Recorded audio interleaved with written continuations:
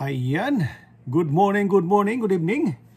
Magandang buhay po sa ating lahat mga kaibigan, mga kalingap, mga ka-part-time. Kumusta? Muli po ang iyong lingkod, Bayuna TV, nagbabalik po ha. Long time no see mga kaibigan, mga kalingap. Sa mga hindi pa nakasubscribe sa aking YouTube channel, Bayuna TV, please subscribe at pakitwag notification bell para po updated po kayo sa aking mga uploads kung mayroon man. Mga kaibigan, mga kalingap, challenge accepted mga kaibigan. Ito po ha. Bago tayo magpatuloy mga kaibigan, sa mga hindi pa po nakasubscribe kay Kuya Bal Santos Matubang, please subscribe Kalingap Rab at Edna. At panoorin niyo po ang kanilang mga YouTube channel para po sa patuloy na pagtulong po ng ating community, ang ating pong Kalingap community mga kaibigan. Ayan. So ayan na nga po mga kaibigan, mga kalingap. Muli po ako nagbalik dahil po ay mayroon po nag-challenge mga kaibigan. Bupil Vlog challenge. Challenge accepted. Ha? Matagal po ako na nahimik mga kaibigan, mga kalingap. Pero andito lang po ako. Hindi pa ako nawawala sa kalingap ha. Sa mga hindi na pa nakakapanood sa akin. Hindi po ako nawawala sa kalingap. Andito lang po ako paglid-gilid lang ha. Support lang mga kaibigan. So ngayon, ito nga ay mayroon akong isang napanood, may naipasa sa group chat na ewan ko kung anong klaseng nilalang to mga kaibigan ha. Di ko maintindihan ha. Di ko mawari, di ko maisip kung anong klaseng lamang lupa ito o ano ba. Mga kaibigan, mga kalingap ha. Ito po ay ito po ay isang dating, ito po ay alam ko, isa po itong dating Kalingap supporter mga kaibigan. Pero ngayon ay sumakabilang buhay, sumakabilang bakod. Sumakabilang bakod mga kaibigan. Ha? Ito po ay dating Kalingap supporter, sponsor, ganon. So sumakabilang buhay, sumakabilang bakod mga kaibigan. So ngayon, binabanatan ang Kalingap mga kaibigan. Binabanatan. So tayo po ay reactor defender mga kaibigan. Ang tagal po nating nanahimik kasi nga wala naman po tayong mga masyadong andyan naman po ang mga magagaling ng mga defender mga kaibigan. So tayo po ay nanahimik. Pero ngayon, hindi ko napigilan ang aking sarili na magbigay ng opinyon at kuro-kuro at depensa na rin po dito sa Kalingap. Dito po sa pinagagagawa ng matandang ito mga kaibigan ha. Kasi hindi na dapat palampasin eh. Kasi parang hindi naman siya pinakikialaman nung founder ng Kalingap, si Kuya Bal Santos Matubang. Pero bakit niya binabanatan ha? Bakit niya laging tinitira ang Kalingap? Wala po itong pinag-iba doon sa mga ibang unsatisfied na mga supporter na hindi lang mapagbigyan ng mga kahilingan ay umaalis patapos babanat sa Kalingap mga kaibigan. So, isa po itong lamang lupa na ito. isa po itong lamang lupa na ito na hindi natin malaman kung anong klaseng nilalang mga kaibigan. Nung makita ko po itong video na to, ang sabi niya, pakinggan po natin mga kaibigan ha. Pakinggan po natin ang kanyang sinabi. Pakinggan natin. Now, in Kalingap community, manipulative o diktador? So, nawala na talaga ang essence ng isang totoong Kalingap. Ayan po mga kaibigan. Yan po ang kanyang sabi. Ang Kalingap, si Kuya Bal daw ay diktador. Nawala na rin daw po ang essence ng isang Kalingap mga kaibigan ha. Pero nung napanood ko to, nakita ko ang kanyang mukha, sabi ko, kung nawala na ang essence ng pagiging Kalingap, parang nawala na rin ang essence ng pagiging tao nito. Sorry mga kaibigan ha. Parang nasaan na ang essence ng pagiging tao nitong babaeng to. Mga kaibigan, bakit sila nakikialam dito sa Kalingap? Kung wala naman, hindi naman sila pinakikialaman, ha? Hindi nila talaga, aalis sila sa pagiging supporter ng Kalingap. Aalis. Pero ang kanilang content, Kalingap naman. Asan ang essence ng pagiging tao dito, mga kaibigan, ha? Masyado siyang, hindi ko maintindihan, ha? Hindi ko maintindihan kung anong kanyang, ang nasa isip niya ba, di ba? Kasi, aalis sa Kalingap, walang pinagkaiba doon sa mga iba na mga supporter dati. Aalis, pero ang content, Kalingap naman. Ha? Sabihin, si Kuya Bal daw, diktador na, ha? Diktador na, wala na raw essence ng pagiging Kalingap. Paano wala? Ito tumutulong pa rin naman.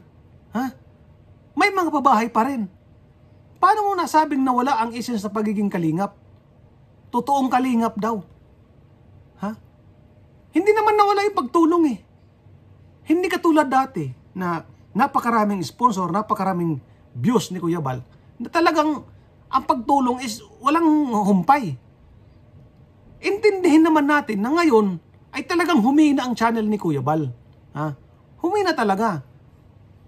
Wala nang masyadong sponsor. So siyempre, ang pagtulong, hindi na ganun katulad dati. Hindi na ganun katulad dati na talagang araw, linggo-linggo may mga ribbon cutting ng pabahay. Ngayon, may mga pabahay pa rin. Pero hindi na agad-agad natatapos dahil nga sa hindi na ganun kalakas ang channel ni Kuya Bal. Kasi hindi naman lahat yan lang inaasa sa sponsor. Nanggagaling yan sa channel niya ang pinapagawa. Itong matandang to na hindi na maintindihan kung bakit naghihimutok na hindi naman siya hinihingan. Pakinggan natin. Makasarili. Makasarili daw. Paano mo naman nasabihin makasarili? Paano mo nasabihin makasarili? Ha? Ang dami-daming vlogger na inaalagaan ni Kuya Bal. Yan ba ang tao makasarili? Ha?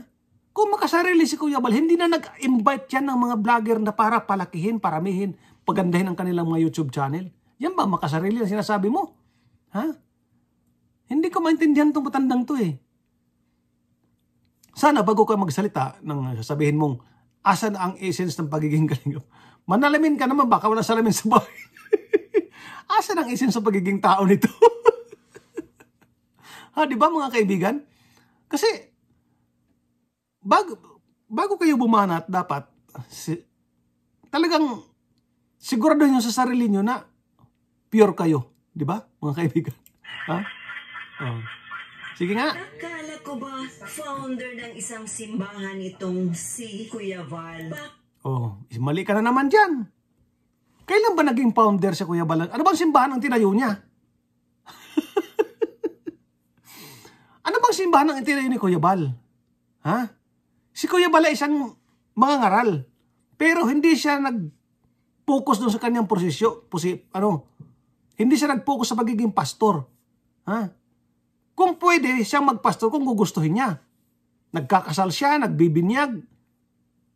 Kasi isa siyang registered na pastor talaga.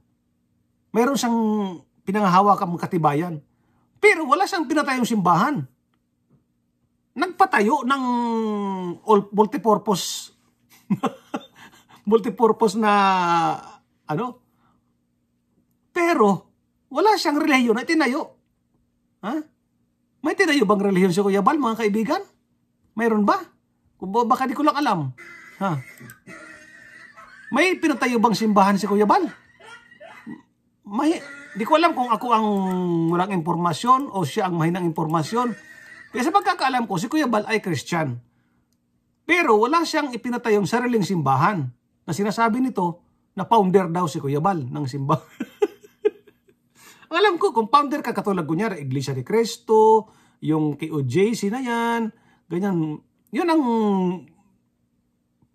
may sariling simbang ipinatayo. Pero si Kuya Bal ay Christian, pero wala akong alam na nagpatayo siya ng sariling relihiyon, mga kaibigan, ha? Yan ang alam ko. Hindi ko lang alam kung mayroon talaga, ha? Bakit ganon? Ay lang sa rules nyo? Kristiyano ba talaga ang mga to? Teka, lampagin natin ang presidente ng Karepa. Hoy, Birador! Gising-gising dyan! Naku, dinamay mo pa yung idol Birador ko. Naku po. Ha? Nang dahil lang daw sa rules. Nang dahil lang daw sa rules. Siyempre, ito kasi mga ito, walang mga ano eh. Walang mga kinikilalang mga alituntunin sa buhay. Kaya hindi naniniwala sa mga rules. Bakit ganon? Ha? Siyempre, may rules talaga. Kahit anong organisasyon, may rules talaga na ipapatupad. Hindi katulad ninyo na wala kayong mga sinusunod na mga alituntunin o patakaran sa buhay. Mabatikos lang kayo dahil wala naman kayo talagang mga silbi. Ha? Imbis na makatulong kayo, perwisyo pa kayo. Dapat, mali ba na magkaroon ng rules ang isang organisasyon? Mali ba yun? Nako, yun ang sinasabi ko. Kasi dapat, bago kayo magdaradakdak o magkukuda, alamin nyo muna kung ano ba talaga ang dapat. May rules o wala?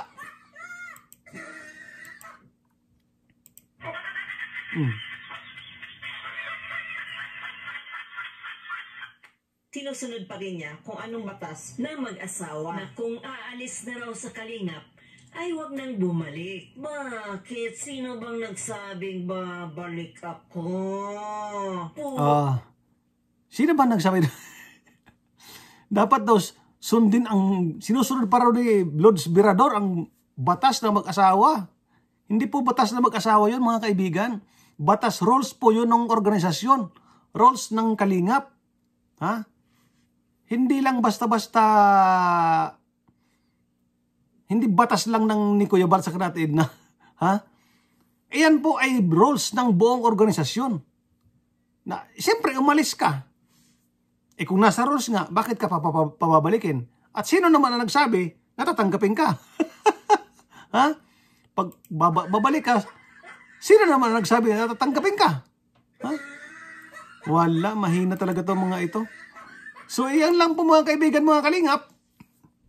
Ang sabi niya, nasaan daw ang essence sa pagiging kalingap? Ang tanong ko naman ay, nung makita kong pagmumukha nito, nasaan ang essence sa pagiging tao naman ito? So, ayan po mga kaibigan, mga kalingap. Sa mga hindi pa nakasubscribe sa aking YouTube channel, Bayona TV, please subscribe at pakihit pang notification bell para po updated po kayo sa akin mga videos.